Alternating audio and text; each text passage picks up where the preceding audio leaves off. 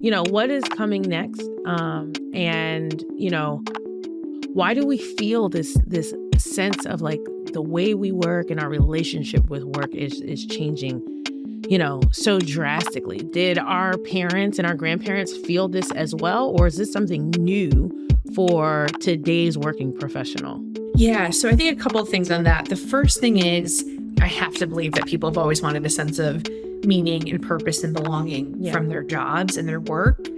However, that has come to really the forefront that we see in a lot of the survey-based research we run, especially for Gen Z, that's no longer an option. Like that's a table stake requirement now. I'm not going to go do something unless it's going to, create meaning and or do something bigger than myself. And so I think that core human need was always there, but it was not necessarily manifested in the same way that it is today.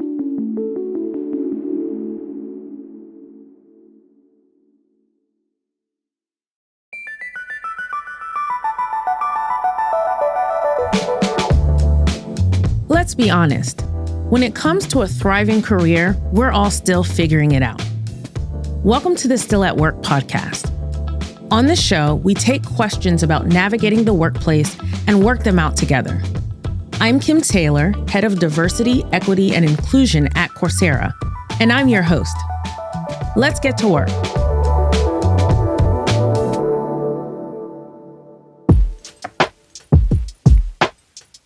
We've heard a variety of questions and concerns about the future of work as we've been planning this show.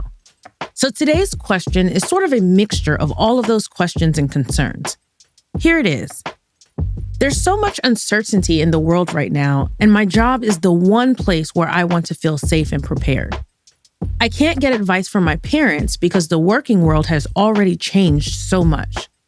What's coming next at work, and am I alone in feeling like my relationship with work is changing?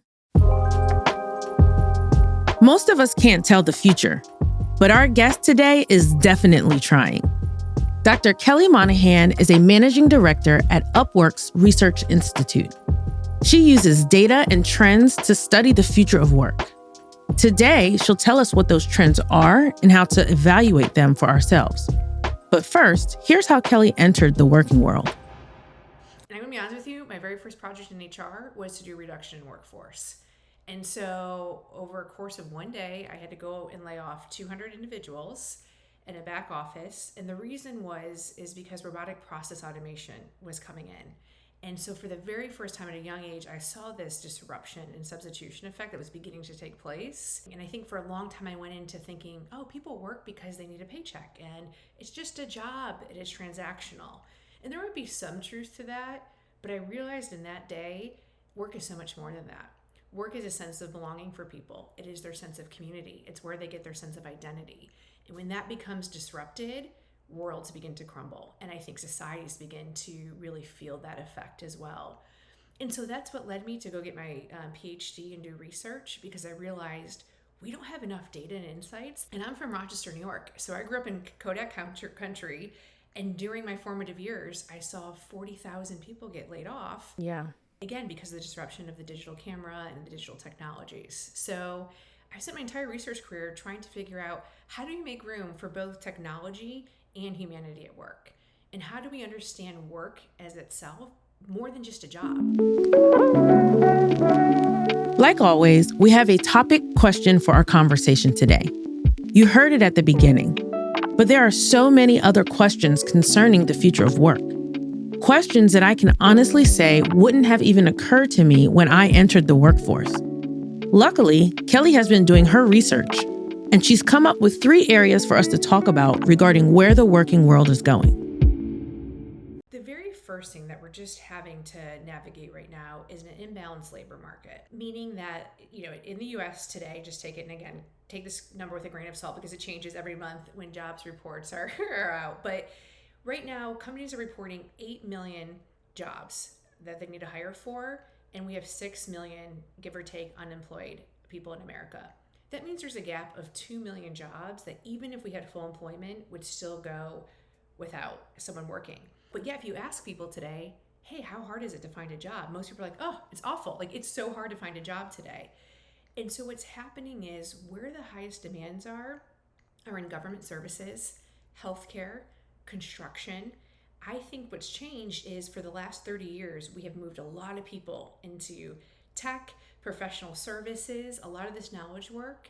And what's happened, it's almost been at the expense of the real world work in the physical world that needs to take place in terms of human care and service. We need STEM, we need scientific advancement, like we need tech workers, but we also need nurses and we need government workers and we need people doing civil duty. And that disconnect is pretty pronounced in a way that we haven't seen before in the last 30 years. The second thing is, I'm sure we have to talk a little bit about artificial intelligence, and it's going to start transforming the way work is done, what's in demand, and quite frankly, brand new jobs we can't even think about today. And that's exciting, and also I think really, breeds a lot of uncertainty. Yeah. And then the third thing is the shifting social contract. As we think about someone 30 years ago, there was still that one career mentality is I'm going to go work for a company, I'm going to get a certain host of benefits, I'm going to have this long-term career. I don't have to think about upskilling too much, I can be that steady Eddie. And instead, that is not the world of work. Not at all. Like not even close. And I feel because I think that transition has been really abrupt for many individuals. And so what does it mean now to have a job and a career? What's the responsibility of the employer versus an individual? All of those questions are really new questions that we haven't necessarily had to grapple with to this level of extremity in the past 30 years. Yeah, for sure. It feels hard to answer that question, but what is coming next? And why do we feel this sense of like the way we work and our relationship with work is changing so drastically? Did our parents and our grandparents feel this as well, or is this something new for today's working professional?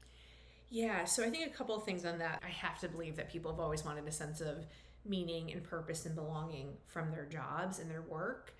However, that has come to really the forefront that we see in a lot of the survey-based research we run, especially for Gen Z, that's no longer an option. Like that's a table stake requirement now. I'm not going to go do something unless it's going to, create meaning and or do something bigger than myself. But in terms of what's coming next, there's a couple of things I can tell you from our Upwork platform that we're beginning to see emerge. There's no doubt our fastest growing category right now is work that's related to AI and machine learning. And so I think today, if you're looking to stay in the business world, knowledge work, you're going to have to learn how to work alongside this tool. I feel like you're the data person. And so like there's a question that I have around, how can our everyday listeners, learners, professionals use data to feel more secure in their careers? What's the role of data in making informed career and business decisions? And how can, I, as again, the everyday professional, access that data and use it to think about what's coming next and how to build my career? I love that question because I am a data person, and I got into this because I saw the effects of people who didn't see this coming. And it feels like oftentimes there's probably too much data out there now where listeners might not know who do I believe, where do I go, how do I actually synthesize this? So a couple points. One, I encourage everyone, take a basic statistics course. Like all of generative AI modeling is based on statistics and probabilities. You can quickly demystify the output that large language models are giving you by really just understanding probabilities and statistics. The second thing is, there's so much, again, I'm going to speak from a little bit of more of like an American workforce answer here. The government gives us monthly data on job reports, what's in demand, where the hiring is occurring. And I don't know how often workers are looking at that. And I think that's why there's all this confusion right now is you see headlines that say there's a workforce shortage, and yet people feel that they're struggling finding a job. And so that's what I encourage readers to do. Again, all of this is public information. There's no like private data set that's out there, but it's having a decent understanding of statistics. And again, being open-minded, getting past the headlines, reading the reports to start figuring out where are things actually shifting. Yeah. Now, after I ask this question, my answer will immediately be Coursera.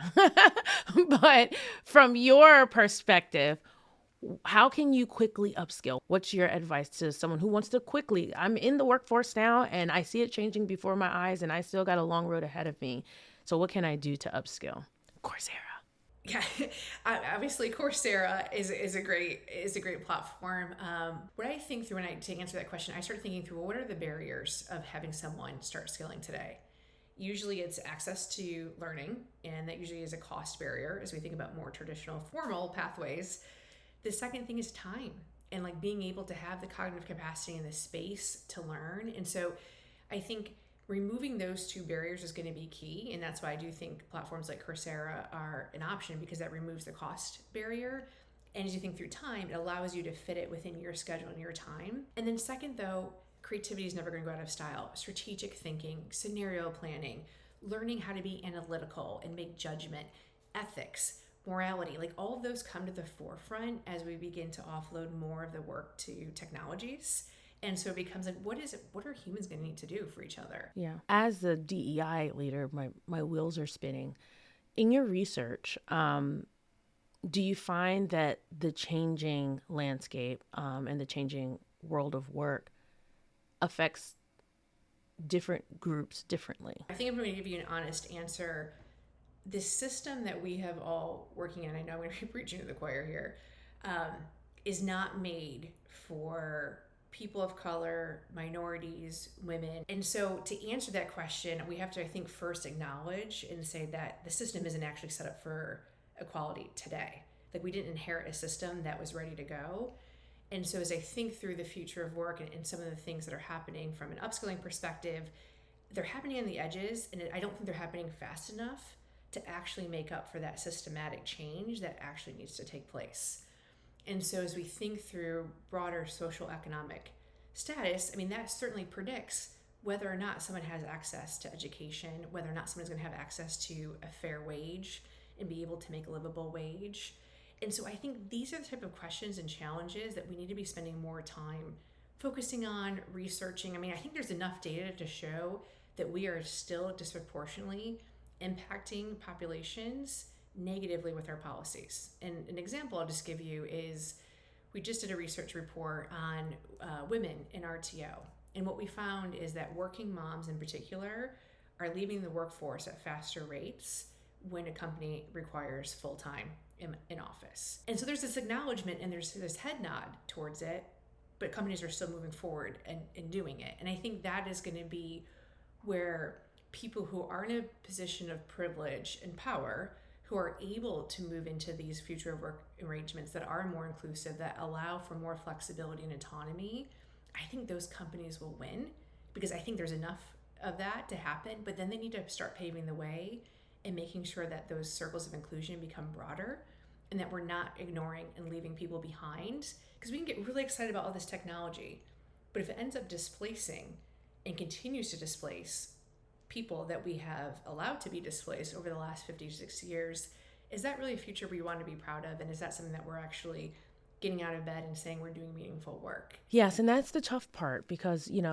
acknowledging what it is, and sort of, what you started saying, the system wasn't built for everyone. And regardless of if anyone here built the system or not, it is the system in which we operate. So how do we, and I don't know if you have the answers to this question, but how do we, operate in a system that was not designed for everyone, and we continue to build within this system, but ensure that everyone, has access? Do you have any thoughts on what we all can do to sort of evolve the system that we are all working in to be more fair and equitable and inclusive of all people? Yeah.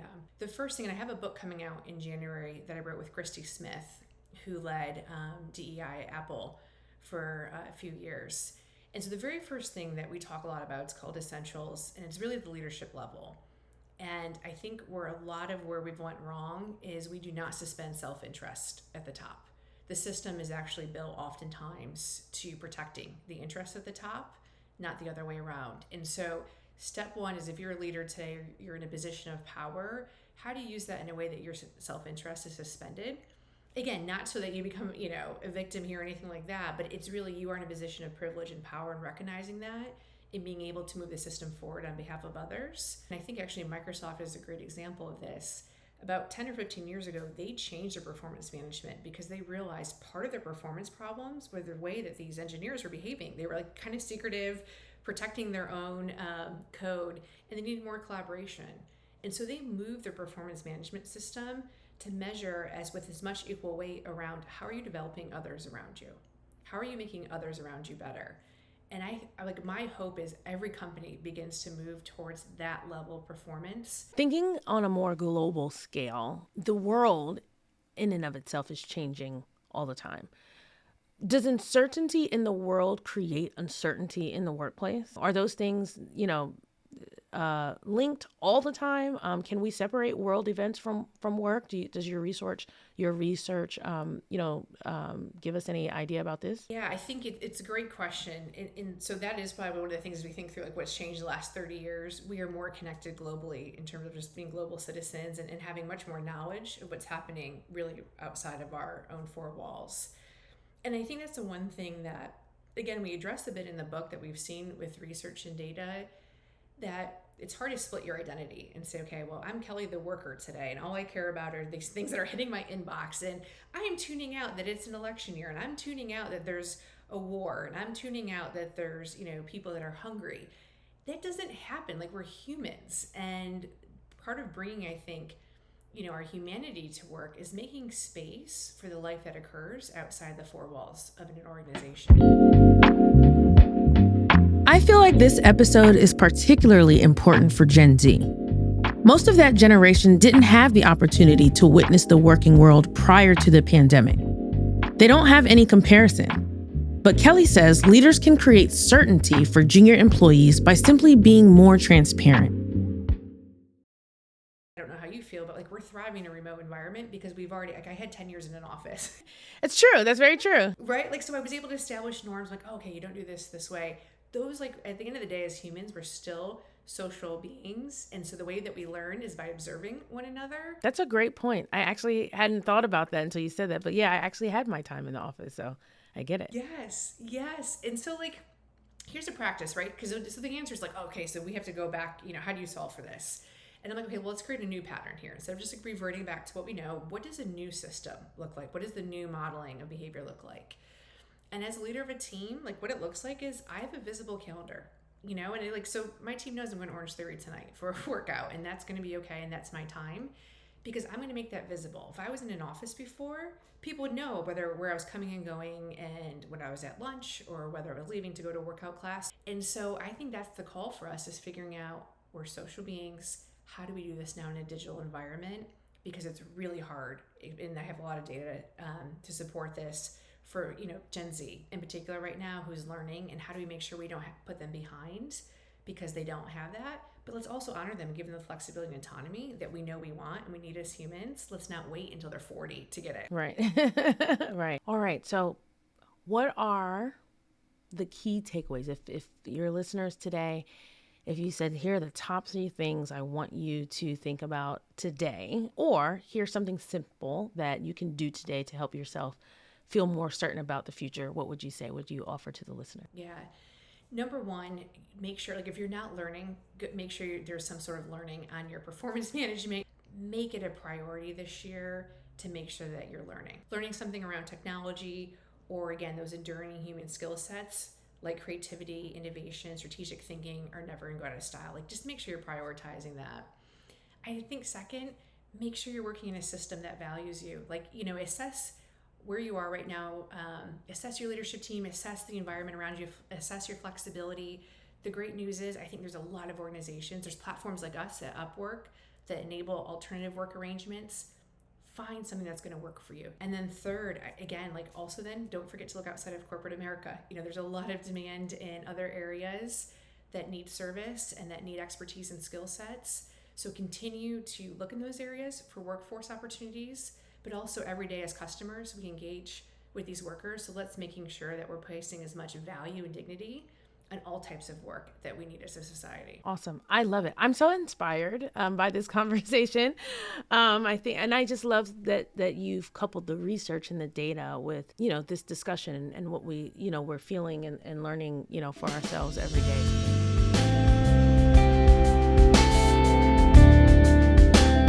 Okay, fellow learners. Just like many of you, I often feel uncertain about the future of work. I'm not afraid to admit that. But today's conversation has helped me feel far more equipped to handle the future head on. Later in the season, we'll have a conversation about exactly how to upskill, but getting that process started is a huge takeaway for me, as is spending less time doom scrolling scary headlines about the future and instead digging into what the data and statistics tell us. My last takeaway is similar to Kelly's. Make humanity central to your work. Our humanity matters. Thank you all for joining me on this episode of Still at Work. And thanks especially to Kelly for helping us decipher what the trends and data say about the future.